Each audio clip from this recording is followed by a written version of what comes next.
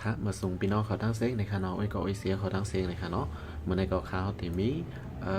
อมาเปลี่ยนนาโฟงในค่ะเนาะนาหมานมันในค่ะเนาะมันแตกในค่ะเนาะiPhone 6ในค่ะเนาะอันนี้ก็เขาขามาจำตัวในค่ะเปลี่ยนเจิ้งหือในค่ะเนาะตอนตาเจออันจะ iPhone ในค่ะเนาะอันนั้นไปมอในค่ะเนาะอันมอก็ข้ามกว่าเซในค่ะเนาะสังชื่อว่าเฮา มอกว่าหาซื้อเสมาเมฮังกุ้ยในก็เตเก่งเงินป้อนน้ำในค่ะเนาะสังเกตว่าเขาก็จูตีล้านเปิ้นในก็เตเก่งน้ำในค่ะเนาะอันนี้ก็เขาขามัดซ้ำตัวในค่ะเนาะอ๋อค่ะเอามาแหลกลายในค่ะเนาะแต่เดลายจอลายมันiPhone 6ในค่ะเนาะอันนี้ตีค่าเขาตีแหลกลายตีเปลี่ยนได้มันแตกในค่ะเนาะมันตีแตกตีในค่ะเนาะมันตีแตกเข้าก็จะในค่ะนะอ๋อค่ะอันนี้ก็ข้าวตีมาซื้ออันใหม่มาในค่ะเนาะตีมาเปลี่ยนมาลายในค่ะเนาะอ๋อค่ะอันนี้ก็หาซื้ออะไรตีร้านตีเปิ่นขายในค่ะเนาะอ c เซสซอรี่นี่ค่ะเนาะอุปกรณ์เป็นที่เป็นขายเครื่องเมเครื่องซ่อมเครื่องนั่นค่ะเนาะที่เป็นขายของฟงกลุ่มเมลนั่นค่ะเนาะอ๋อค่ะอันนี้ก็ข้าวก็ซื้อมาในค่ะเนาะ อันนี้ก็เดี๋ยวจะอุปเครื่องมือสั่งหลายๆในค่ะเนาะเขามาด้วยในค่ะเนาะเอาค่ะอันนี้ก็เครื่องเตียนข้าวเตียเมในค่ะเนาะแล้วก็เดี๋ยวมีนามาเตียนเขาค่ะเตียเมนั่นนะคะเดี๋ยวมาใส่แดนในค่ะเนาะแล้วก็เดี๋ยวจะข้าวจากอันในอันหนึ่งนะคะเนาะมันก็เอาเน็บมือเสเปิดก็ไล่ในค่ะเนาะมันก็เดี๋ยวจะเป็นต่างเมลในค่ะเนาะเอาดีพี่น้องเขายามจะอันเลยอย่างอันเลยในค่ะเนาะอันนี้ก็ข้าวเดี๋ยวจะ3อันในค่ะเนาะ อันนี้ก็จะเป็นเปิดตั้งในนะครับเนาะอันนี้ก็จะเป็นเปิดตั้งในมันนะครับค่ะเอาคำมาจำด้วยกันนะครับเนาะ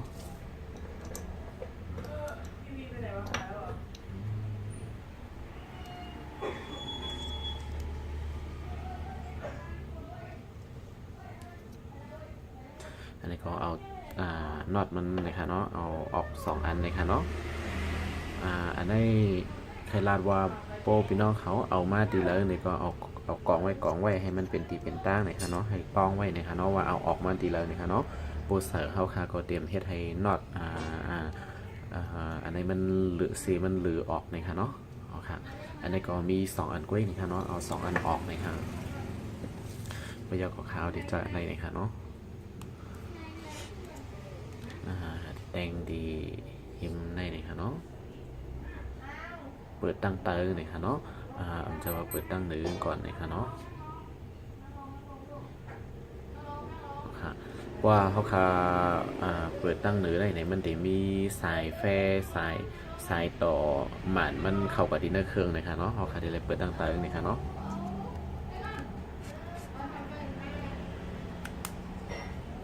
นี่ก็นี่ครับนะมันก็ดีหันห้อยออกมานะครับเนาะอันนี้ค่ะเขาก็เงี้ยออกกับอิดนี่ค่ะเนาะค่ะอันนี้ก็เป็นอันมาเย้านี่ค่ะเนาะแล้วก็หรือทางตั้งในนี่ค่ะ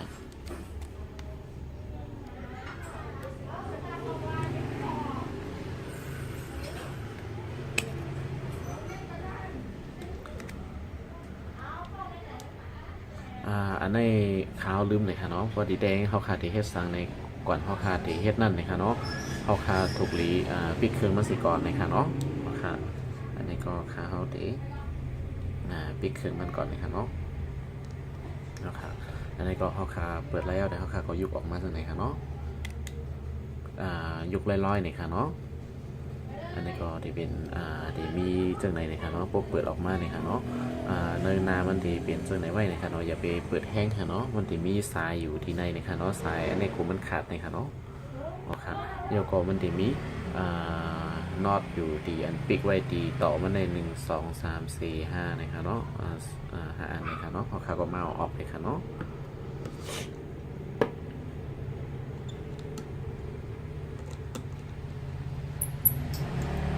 อันนี้ก็เป็นการลายจอ iPhone 6นะครับเนาะเอาออกมาดีเลยก็อย่าไปลืมค่ะนะเอากล่องไว้ให้มันเป็นดีเลยที่นั่นนะครับเนาะพวกเขาขาดสายขึ้นในเตรียมลืมนะครับเนาะค่ะ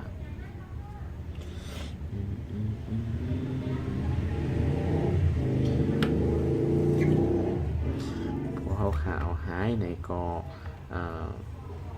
เดี๋ยวเราก็ซื้อมาเหมือนนี่ค่ะเนาะสังเกตว่ามีนี่ก็มันเดหาอะไรนี่ค่ะเนาะเดี๋ยวเราก็หาซื้อนี่ค่ะเนาะบางอันมันเล็กนะนี่ค่ะเพราะว่ามันตกเนี่ยมันเดหายนี่ค่ะเนาะนี่ก็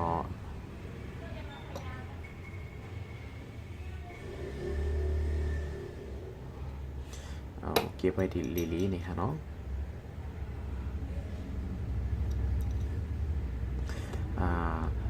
อันเราอยู่เจียงเลยนี่ก็เอาไว้ให้มันถูกตีมันในค่ะเนาะบ่มใจจึงนั้นในค่ะเนาะเพราะว่า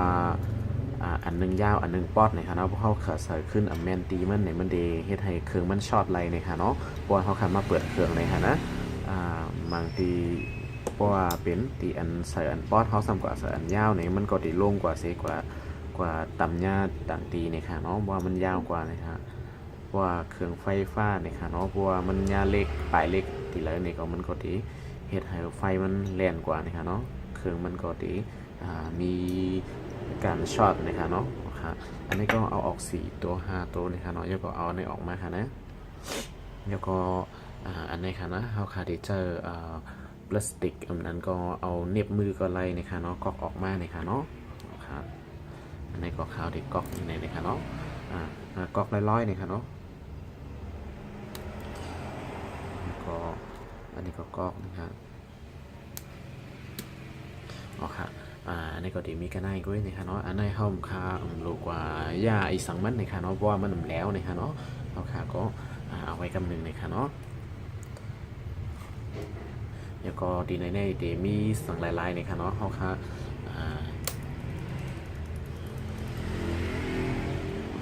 อันนี้เป็นอันใหม่นะคะเนาะอันนี้เป็นอันใหม่แล้วก็อันนี้ที่เป็นอันเก่านะคะเนาะเนื้ออันใหม่เนี่ยมันก็เตรียมมีสังมาเนี่ยค่ะเนาะมันเตรียมมีสังในละลายเนี่ยค่ะเนาะทีในเขาค่ะก็ตีเลยเอาปุ่มโฮมเนี่ยค่ะเนาะตีเลยค่ายอันในเนี่ยค่ะเนาะมาใส่ตีในขึ้นเนี่ยค่ะแล้วก็ตั้งเหนือในก็ตีเลยเอาเป็นสปีกเกอร์นะคะเนาะเป็นลำโพงสปีกเกอร์นะคะ2บอกนะคะเนาะเอาอันในใหญ่ค่ายมาใส่ตั้งเหนือในเนี่ยค่ะเนาะครับแล้วก็ตีเลยเอาแผงเล็กอันในเนี่ยค่ะเนาะเล็กอันในเอามาใส่ตีในขึ้นเนี่ยค่ะเนาะอันนี้ก็เขาขาอ่อนเหมือไว้ก่อนนะครับเนาะทีในเต็มมีน็อตเล็กๆนะครับเนาะเจ้าไหนครับนะใช่ไหมครับแล้วก็จะมีเจ้าไหนครับอันนี้ก็เอาออกมานะครับเนาะเอาออกกำอันนะครับเนาะ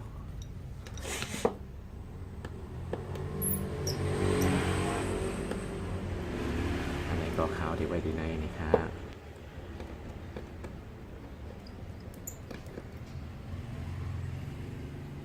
เอาไว้เจ้าไหนครับนะอันในตั้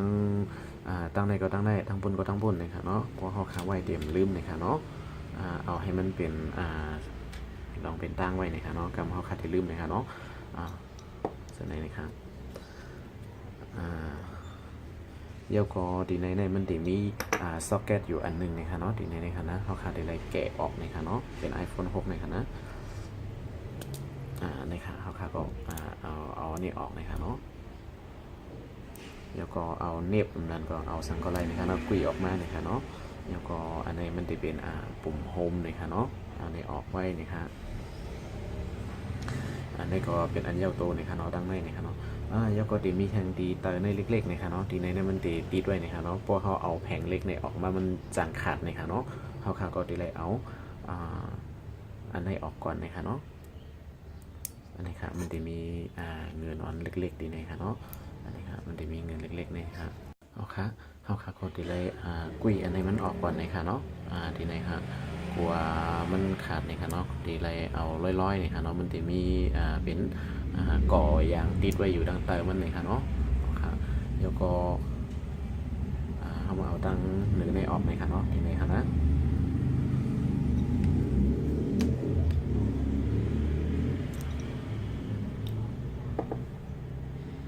ทีไหนก็จะมีอยู่3อันนะครับเนาะ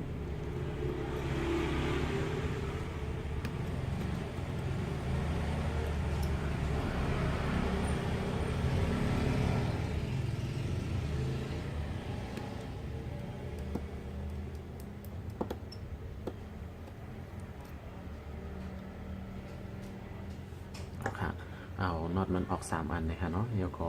อยู่อันไหนออกมานะครับอันไหนที่เป็นกล่องนะครับเนาะอันไหน ในที่เป็นกองแล้วก็อันในที่เป็นสปีกเกอร์นะคะเนาะลำโพงนะคะเนาะอันในเขาขาดดีเลยเอาออกร้อยๆนะคะเนาะค่ะอันในมันจะมีสายมันอยู่เส้นหนึ่งนะคะเนาะเป็นเส้นในนะคะเนาะแล้วก็มันจะมีที่อันติดจับไว้อยู่ดังไตมันในนะคะเนาะอันเป็นเหลืองๆนะคะนะเขาขาดดีเลยกุยออกมานะคะเนาะอันนี้ก็ที่เป็นอันใส่ล็อกกล่องนะคะอันนี้ค่ะเขาขาดดีเลยอันนี้ก็เป็นสปีกเกอร์นะคะเนาะสปีกเกอร์ก็เอาออกมานะคะอันนี้เขาขาดดีเลยกุยอันเป็นเหลืองๆในออกมานะคะเนาะเขาที่เอากอดติดไว้ดังไตมันนะคะอันนี้ดีเลยเฮ็ดดีค่ะเนาะซึ่งว่ามันขาดในมันเขาขาดก็ดีเลยเกี่ยงเงินก็ซื้อมาเหมือแทนนะคะเนาะ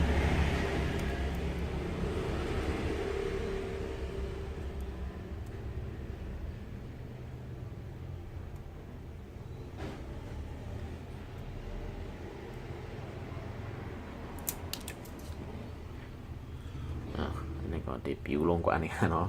ขาวเฮ็ดแห้งกับอีกหนึ่งนะคะเนาะมันก็จะเป็นเอาก่อนเล็กๆนะคะเนาะก่อนนิดอิดๆไว้นะคะเนาะติดไว้ที่เตอร์นี่นะคะเนาะโอเคอันนี้ก็เขาเอาออกมาเย้านะคะเนาะอันนี้ก็ที่มี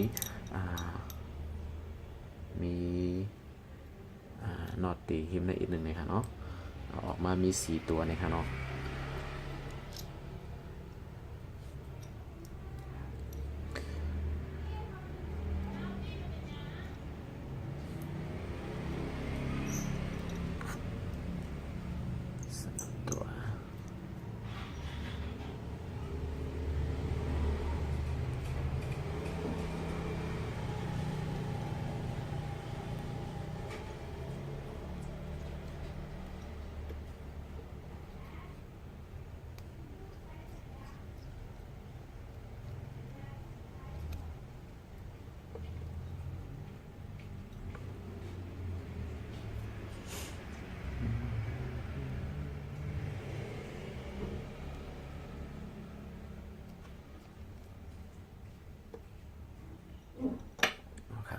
อันนี้ก็พวกเขาเอาออกยาวมดเอาในเขาก็เอาออกกันได้นี่ค่ะเนาะเหลือแทงทีในอันหนึ่งนะคะ ลืมเหลือแทงอันหนึ่ง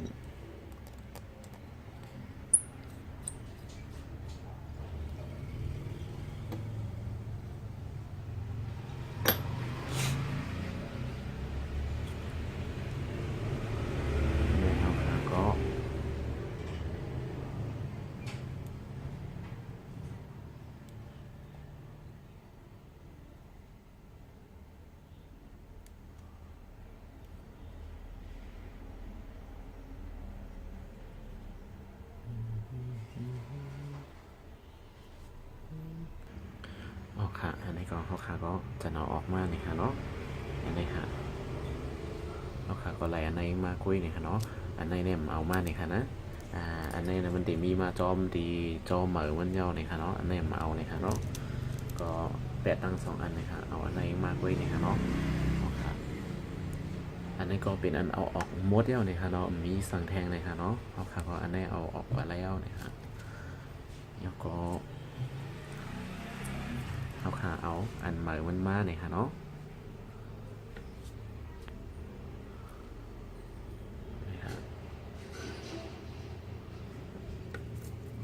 อันใหม่มาเนี่ยเขาก็ดีไซน์อันไหนก่อนเนี่ยค่ะเนาะก่อนเขาดีไซน์เนี่ยเขาก็ดีเลยล็อกอันไหนออกก่อนเนี่ยค่ะเนาะ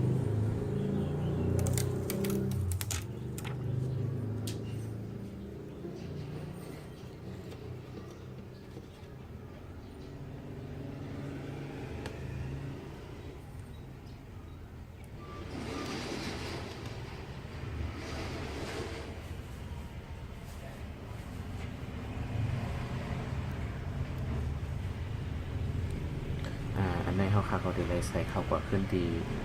ล็อกมันดีๆนี่ค่ะเนาะ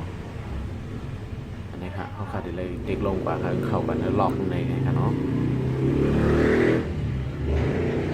แล้วก็เอา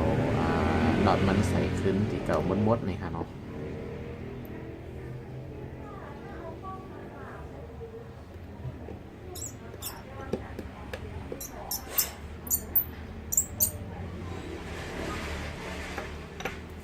นี่ค่ะมันให้ก็เขาค่ะก็มาใส่ตัวในมันนี่ค่ะเนาะค่ะ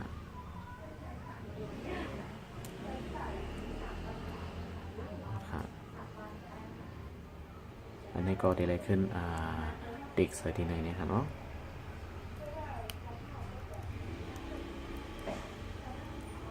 ค่ะก็ได้เลยค่ะเนาะเดี๋ยวก็เอาอันในมันมาปิกขึ้นเลยค่ะเนาะ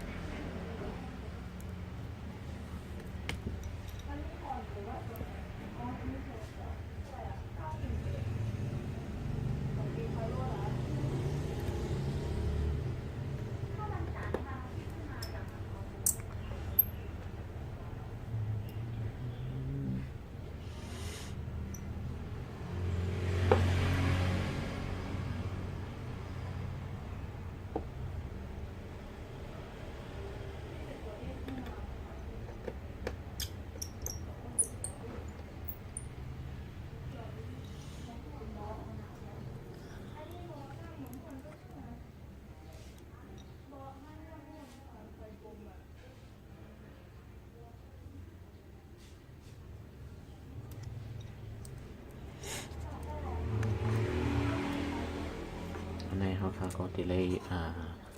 มีอันในติดมาเนี่ยค่ะเนาะเขาค่ะก็ได้เลยติดออกเนี่ยค่ะเนาะ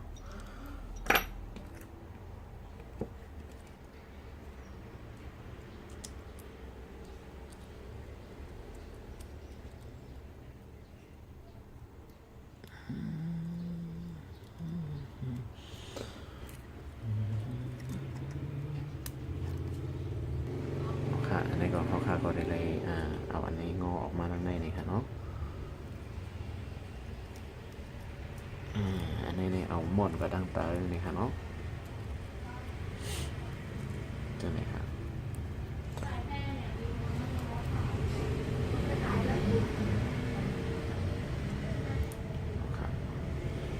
อันนี้ก็ที่เป็นจังเลยนี่ค่ะเนาะ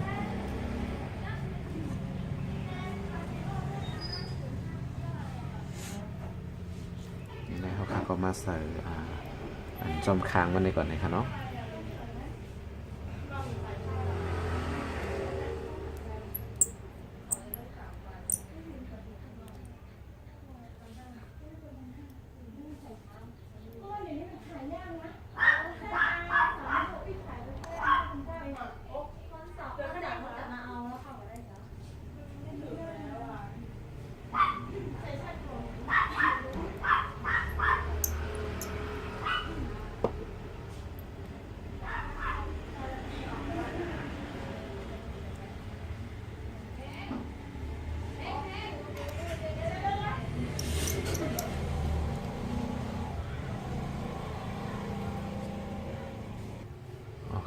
พอเขาคาใส่น็อตมันเย้าตัวเนี่ยเขาคาก็ใส่อันในนี่ค่ะเนาะอันนี้ครับ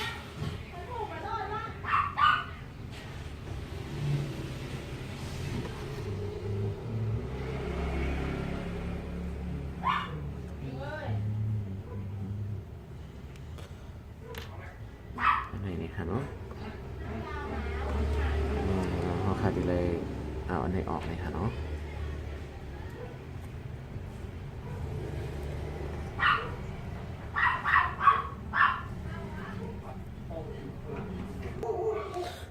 เอาอันนี้ออกเลยค่ะเนาะ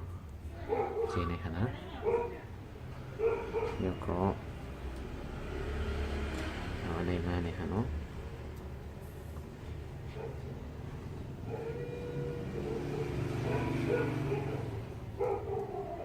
อันนี้ครับอันนี้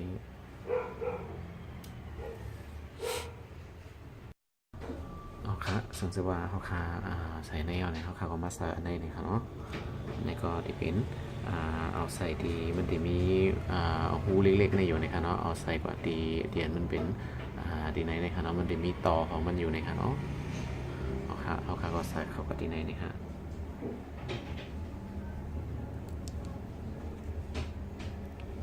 เอาค่ะก็เอาในใส่ติดเข้ากับดีในค่ะเนาะมันจะมีเกาะมันติดอยู่ในค่ะเนาะ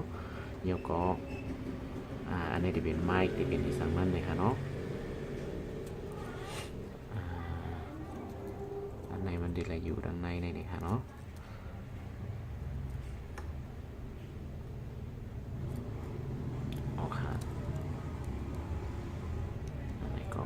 ใส่ดีในนี่ค่ะเนาะเดี๋ยวก็เอาอันนี้มานะค่ะอันนี้ก็จะเป็นกล่องนะค่ะเนาะเดี๋ยวก็จะเป็นไม้นี่ค่ะเนาะ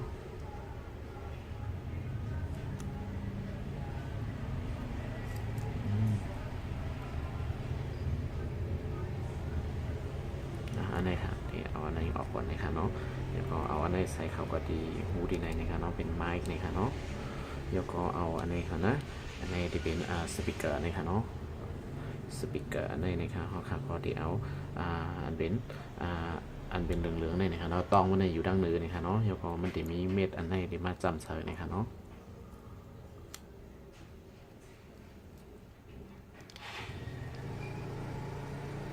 มันได้ใส่ให้ในนี่ค่ะเนาะแล้วก็กล่องในก็ได้ใส่เข้ากับในหูที่ไหนนี่ค่ะ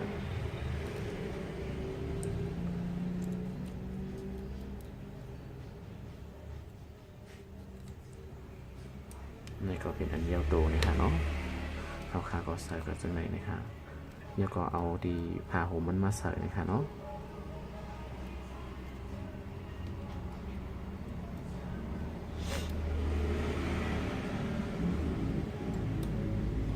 อันนี้ค่ะที่มีผ่าห่มอันนี้นี่ค่ะเนาะเอามาใส่ที่ไหนนี่ค่ะ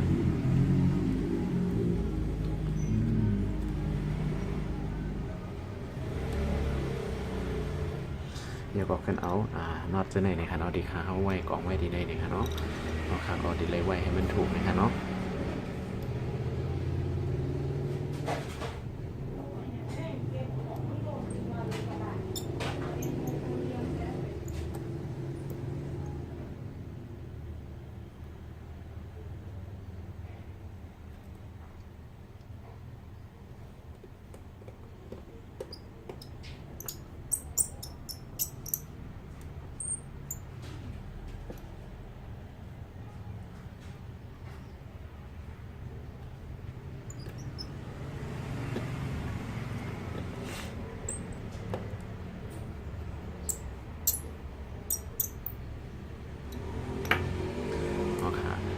ก็เป็นอันเก็บใส่ขึ้นเย้าดูดีงามมดๆนี่ค่ะเนาะอันนี้ก็เขาค่ะก็เอาไปใส่ดีดูเครื่องนี่ค่ะเนาะอันนี้ค่ะอันนี้เขาค่ะใส่กล่องอีก3มันก็ใส่หมดแล้วนี่ค่ะเนาะอันนี้ก็เขาค่ะก็มาติ๊กใส่อันนี้เหมือนเก่าขึ้นนี่ค่ะ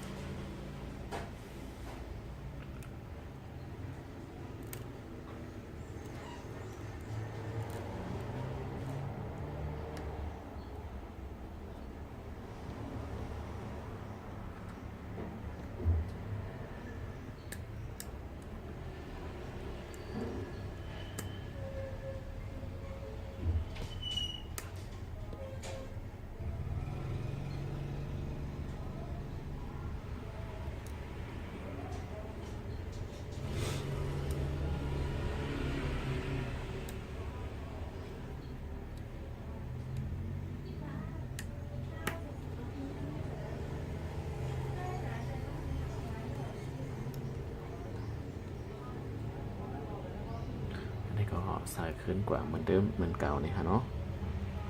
แล้วก็เอาอันนี้นี่ค่ะเนาะมาใส่ที่ไหนค่ะ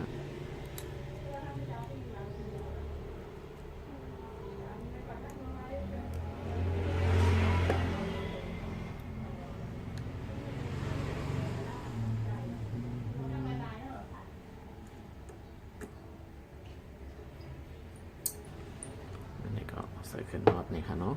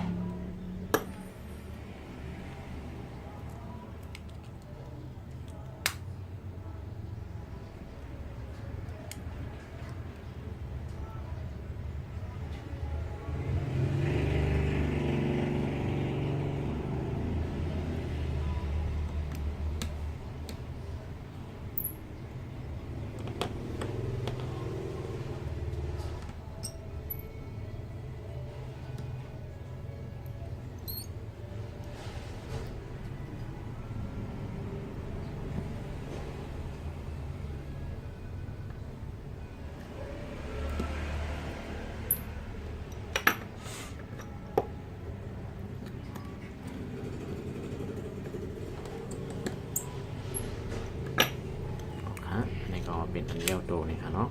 เขาค่ะก็มาเปิดจานด้วยนี่ค่ะเนาะค่ะ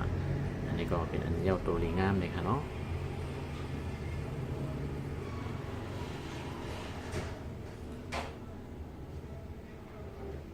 อันนี้ก็เขาค่ะก็มาเสิร์ฟปิกลงลีๆนี่ค่ะเนาะ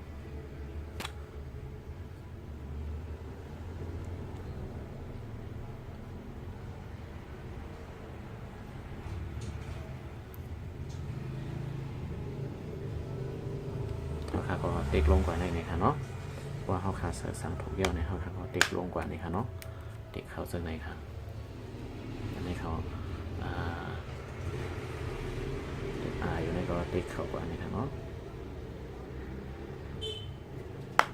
อันนี้ครับ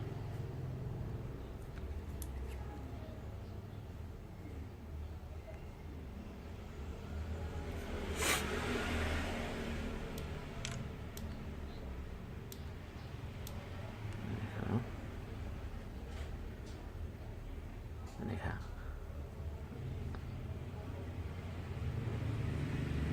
อันนี้ก็เขาขาก็มาใส่ตรงนี้เนี่ยเขาขาก็ล็อกอันนี้นี่ครับเนาะบางบอกในมันดีแข็งๆอยู่อีกนึงเลยค่ะเนาะเพราะว่าเขาขาอันไปล็อกออกเลยค่ะเนาะอันนี้เขาขาล็อกออกเขาขาก็มาเล่นจำโดยจากไหนนี่ค่ะเนาะอันนี้ก็เป็นอันเย้าตัวดีงามเลยค่ะเนาะอันนี้ก็ง่ายๆกุ้ยนี่ค่ะเนาะเฮ็ดเอาทางกุ้ยนี่ค่ะเนาะใจเย็นๆนี่ค่ะเนาะเพราะว่าอันไปยามนี่ก็ดีเทิงอีกนึงนี่ค่ะเนาะอันนี้ค่ะเขาก็ตั้งอัดวิดีโอเสียตั้งเฮ็ดนี่ค่ะเนาะย้อนเป็นอันแรกที่เทิงอยู่อีกหนึ่งค่ะเนาะมีกล่องว่าควางอยู่ด้านหน้านี่ค่ะเนาะค่ะเพราะว่าเขาขาอัปโหลดถ่ายวิดีโอนี่ก็เดี๋ยวเฮ็ดอะไรไวกว่านี้นี่ค่ะเนาะเตรียมเก่งข้าวย่ำนำนี่ค่ะ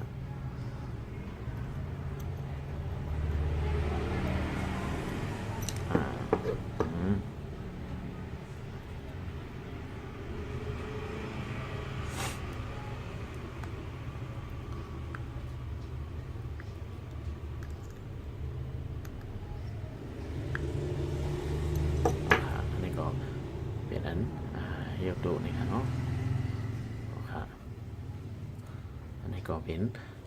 การแลกลายนี่ค่ะเนาะจอเปลี่ยนหมาน iPhone 6นี่ค่ะเนาะเป็นอันเยียวตัวนี่ค่ะเนาะอันนี้ก็จะเป็นอันเก่ามันนี่ค่ะเนาะอันโหลดเจอเครื่องมืออีกสังนี่ค่ะเนาะก็2-3 เมลก็นี่ค่ะเนาะสังสว่าพี่น้องเขาก็เลยเขาก็จูเบิร์นในก็ซื้อเสียให้ทางก้อยในค่ะเนาะที่เลยสักษาเงินอีกหนึ่งในค่ะเนาะเหมือนส่งกูก็กูก้นในค่ะเนาะเหมือนส่งค่า